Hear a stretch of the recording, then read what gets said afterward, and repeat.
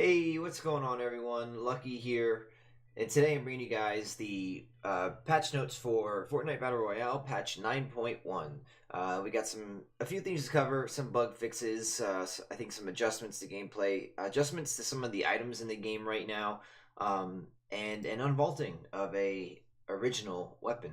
So let's take a look and see what we've got for today. So what's new? We've got these. Randomly selected locations on the map that have a high loot rate with an increase supply drops. Um, and then we have the limited time mode rotation, sniper shootout duos, unvaulted squads, close encounter squads.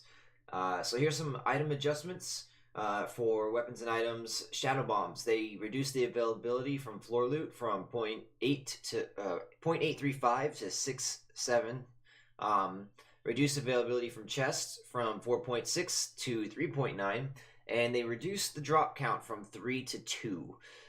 They state that shadow bombs have seen a lot of late game use, so we want to encourage risk versus reward when picking the item up. By leaving maximum stack size the same and reducing availability, the item's potential remains the same, but swapping a spot for it early on is riskier. I would still take them 100%, mainly when playing like Arena for endgame circles. They unbolted the semi-auto sniper rifle. It's available in vending machines, chests, and floor loot. It's uncommon and rare variants. They stated since they took away, they vaulted a thermal and scoped revolver. They wanted to bring back something with medium and long range. So yeah, we'll see how that does. I haven't used one of those in forever, so I really don't remember how good they were. I have been enjoying sniping a lot lately. I just don't know how viable those are in late game in like arena and from a competitive standpoint. It's still the heavy sniper is the way to go, but we'll see. The combat shotgun, they reduced the availability from floor loot from 2% to 1.4%.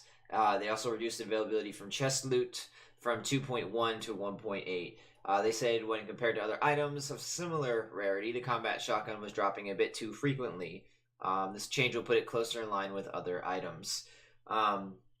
They have some bug fixes here. Dropping part of a consumable item stack no longer interrupts using the consumable. That's a good fix. That was really frustrating while taking like minis and having to drop minis. You had to wait till you're done. You never know, like that precious 2 seconds of or however long it takes, interrupting or whatever, that could really make a difference in the game. Shadow bombs correctly leave the player's inventory when no charges are left. Shadow bombs are consumed properly when quickly picking up a placement item during activation. The combat shotgun now applies appropriate environmental damage fall off. Ability to move is no longer lost if Rift to Go was used with balloons. Didn't know that was a bug. There's no balloons. That had to be a creative thing or playgrounds. The bush now correctly attaches to players in specific animations such as skydiving. Resolved inconsistent behavior while using flintlock pistol during crouch. The air vent audio is now correctly removed upon destruction. Boogie bombs now properly prevent affected players from skydiving. Camera issues when exiting a mounted turret have been resolved, and remote explosives will now open and close with doors they are stuck to. Cool.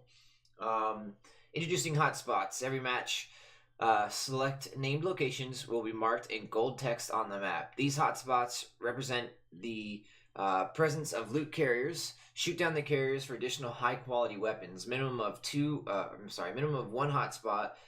25% chance for 2 hotspots and a 5% for 3.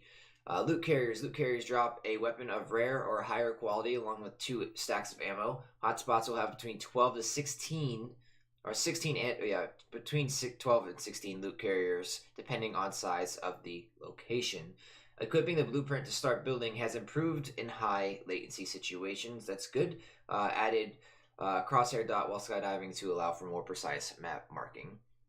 They fixed, this is a big issue for turbo build. They fixed an issue with auto material swap canceling turbo build if the client can't predict the material amount quick enough. That has been an issue. It's happened to me. I know it's happened to my brother. He stated it several times. So hopefully it's fixed. Whenever they say that they fix these issues, I take it with a grain of salt, and as should everyone, because a lot of times they say they fixed it. It might work for a week, and next content update will be broken again. There's a lot of bugs that just keep being recycled into the game, and it can be a little frustrating. But we'll see if it's fixed for sure. Won't know until we actually try. Updated environmental and cozy campfire trap collision to better allow players to walk over campfires. Players can no longer fire and reload weapons while reviving a down but not out teammate. I didn't know you could do that. That's hilarious. And then contrails are no longer stuck on the player if they drop from the bus directly into a slipstream. Fixed regression of level streaming performance adjust in 9.0. This should significantly improve loading times for buildings and reduce instances of players landing in low LOD meshes. Huge issue, especially on PlayStation. Reduced hitches shortly after landing, especially on lower end software. So some audio improvements. Improved enemy jump sounds. Reduced time that it takes the enemy in-air audio loop to kick on for better awareness of enemy dropping in on you and from above. It's good. Sometimes people just appear and you're like, okay, that was weird, didn't hear it. Boosted the volume of nearby footsteps and landing sounds of enemies not in line of sight. Tighter spatialization of close-range pickaxe sounds from other players.